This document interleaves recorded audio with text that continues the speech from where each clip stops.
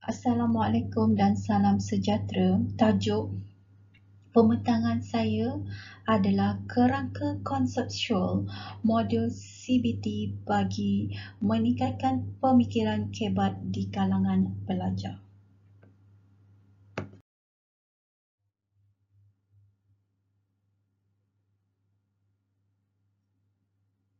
Pembentangan ini merangkumi latar belakang kajian, kajian literatur, persoalan kajian objektif dan hipotesis kajian. Seterusnya teori dan kerangka konsep kajian serta metodologi dan seterusnya rumusan.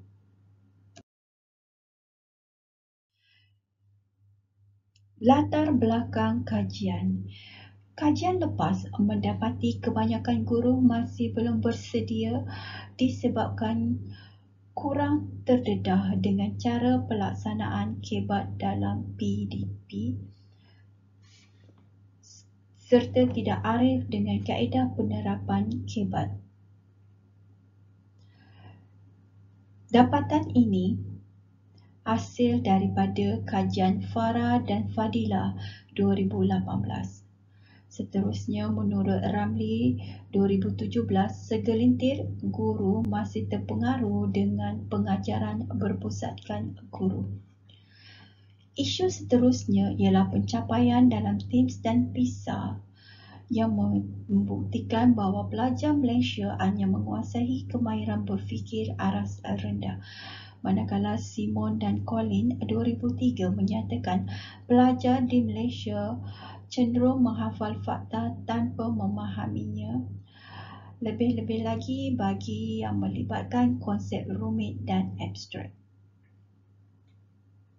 Oleh demikian, modul kebat CBT ini yang berasaskan kognitif behavior terapi diwujudkan bagi meningkatkan kemahiran berfikir aras tinggi di kalangan pelajar, seterusnya meningkatkan pencapaian akademik pelajar.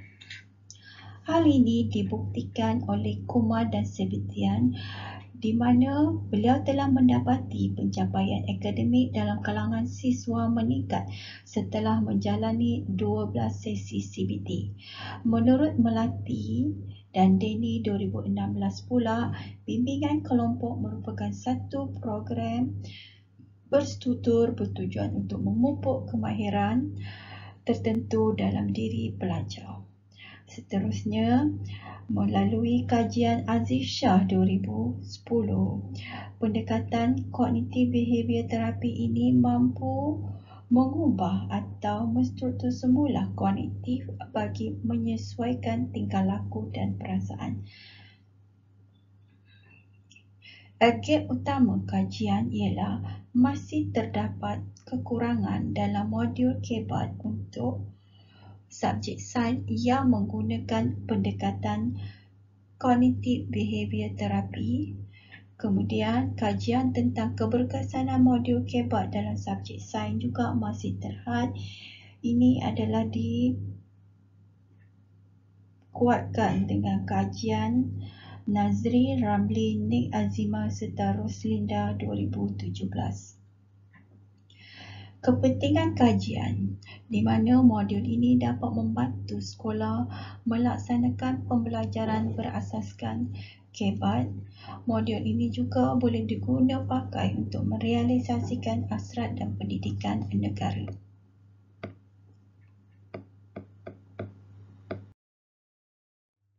Persoalan kajian, objektif serta hipotesis kajian. Persoalan kajian terdapat perbezaan dari segi keberkesanan jenis intervensi antara kelompok mingguan dengan kelompok bimbingan maraton terhadap peningkatan kebat KBKRA, KBKRE serta PPS berserta subskalanya. Manakala objektif kajian ialah untuk mengkaji sama ada terdapat perbezaan yang ketara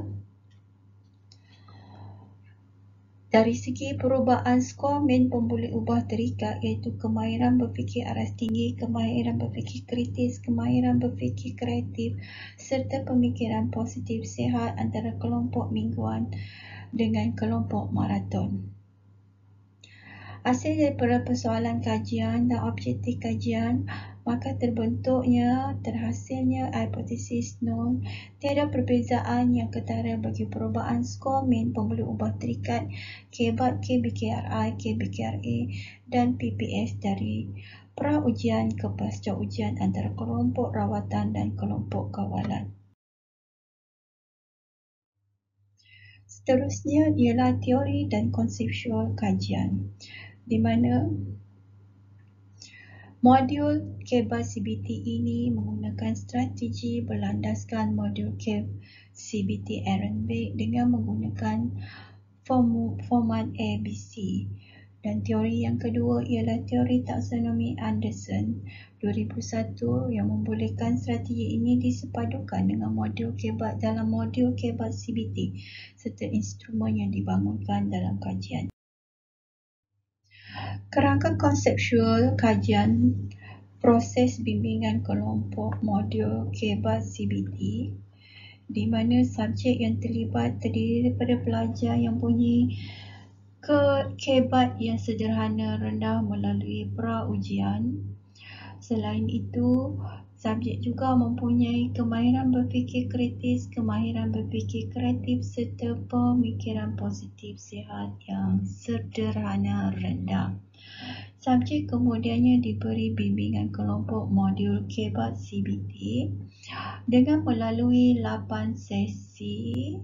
Setelah melalui 8 sesi, subjek kemudiannya diberi pasca ujian dan didapati tahap kemahiran berfikir aras tinggi iaitu pembuluh ubah utama meningkat dan seterusnya kemahiran berfikir kritis, kemahiran berfikir kreatif serta pemikiran positif juga turut meningkat.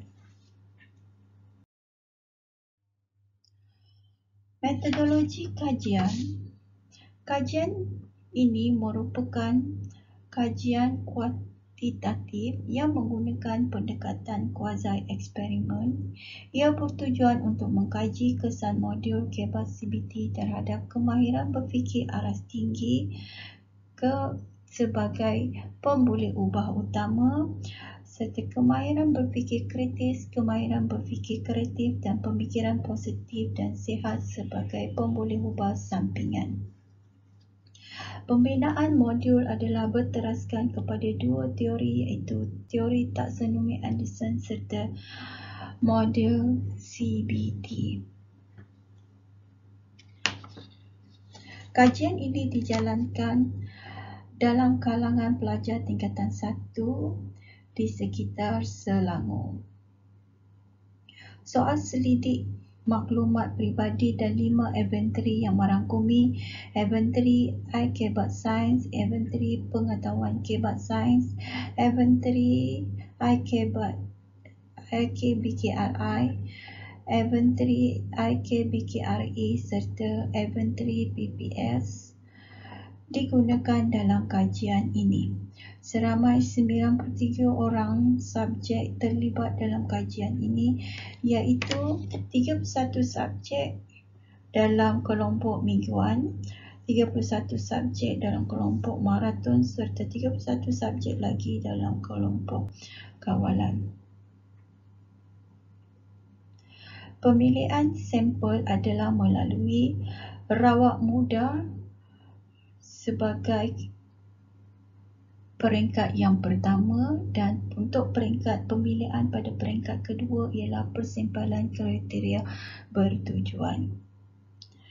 Manakala data analisis pula menggunakan analisis deskriptif dan Markova dan MANOVA, di mana dapatan kajian menunjukkan modul KEBA CBT ini berkesan meningkatkan pembuluh ubah utama, kemahiran berfikir aras tinggi, seterusnya pembuluh ubah sampingan iaitu kemahiran berfikir kritis, kemahiran berfikir kreatif serta pemikiran positif sihat.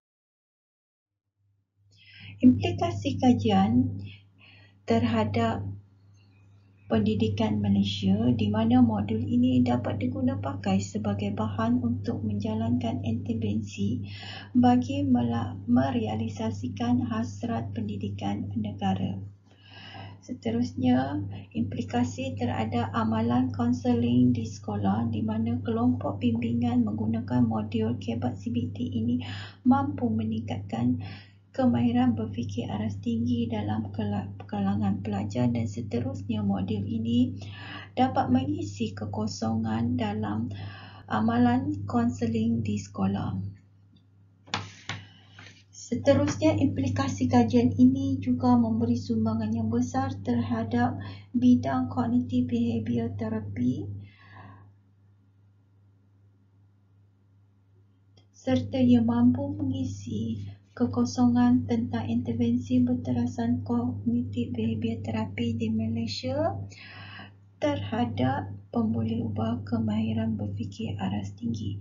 Diharap modul ini dapat merealisasikan hasrat kerajaan untuk melahirkan generasi yang mempunyai pemikiran